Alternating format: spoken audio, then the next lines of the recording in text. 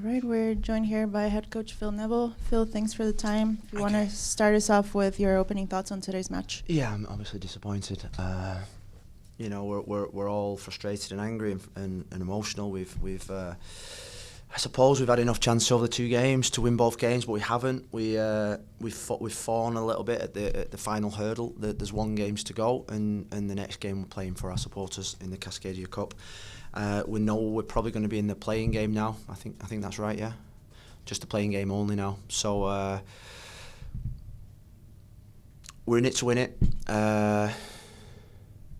Like I say, I think it's straight after a game where you think it's a game where I think we should be winning that game very easily. They had some chance obviously in the second half because they were always going to they couldn't probably play like they did in the first half in the second half again. We had our chance in the first half to win the game 3-0, then we didn't put them in. It gave them a little bit of hope. James Pantomis was unbelievable.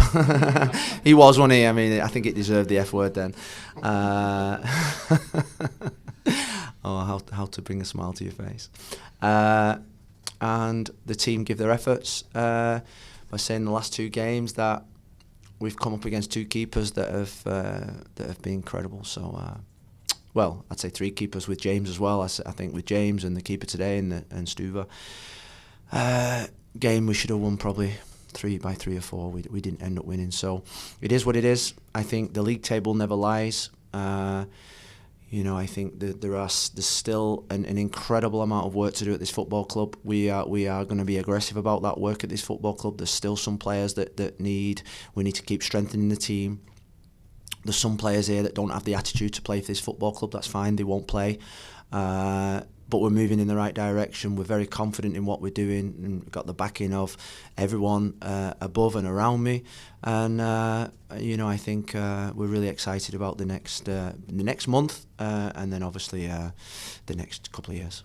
All right, we'll start with questions. Amy? I want to circle back to James.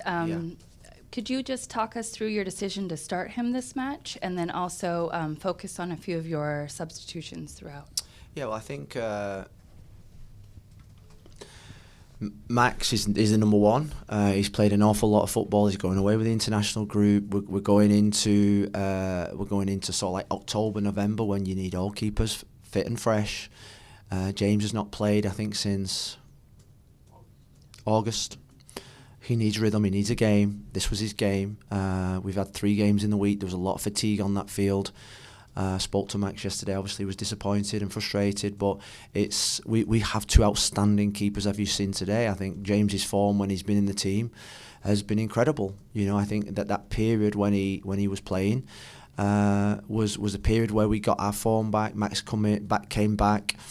Max is our number one. I played Max. He played really well, and we've got a competition for our place. And it's not a slant on Max at all. It's just we've got 2 outstanding keepers, and in a 3-game week or a week where there's a lot of emotion, a lot of fatigue, I trust both keepers.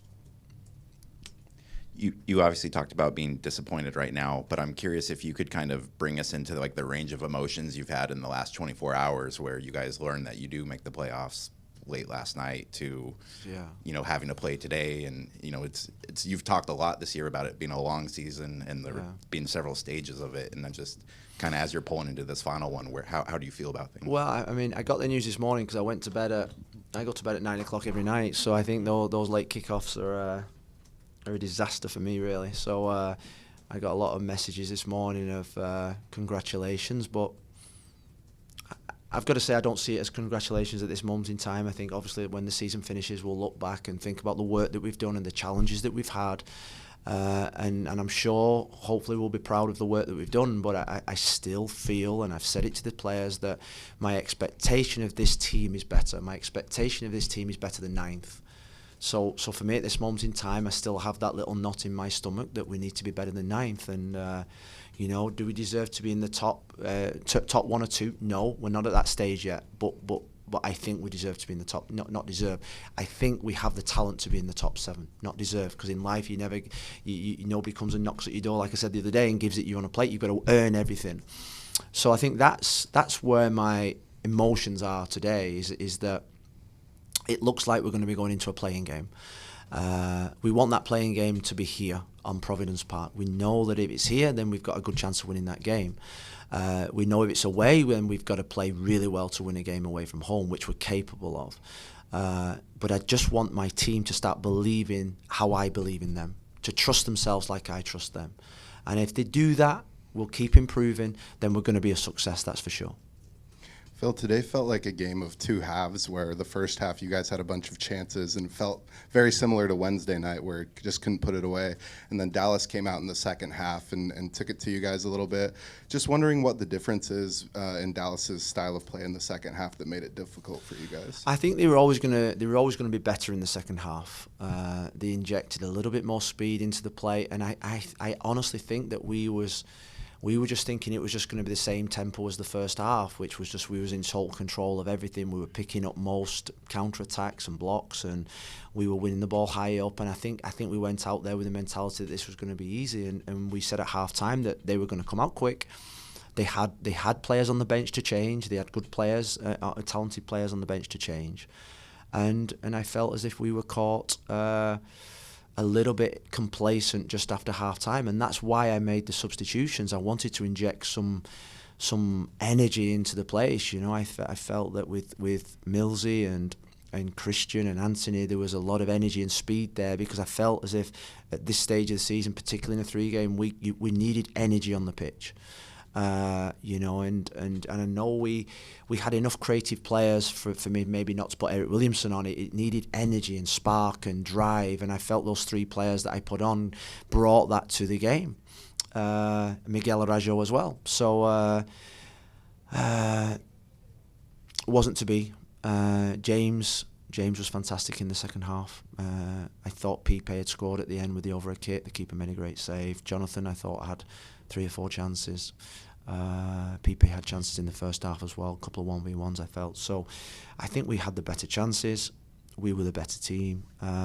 They have a distinctive style. They play short passes. They play through the middle of the pitch. And, you know, I think similar to Wednesday night, it just gets a little bit ragged when you're chasing it and you're desperate. And I didn't mind that in the respect of the effort. We just had to believe that we were going to score late on, because we always score late on. But today and against Austin, we didn't. And hopefully we're saving those goals for the playoffs.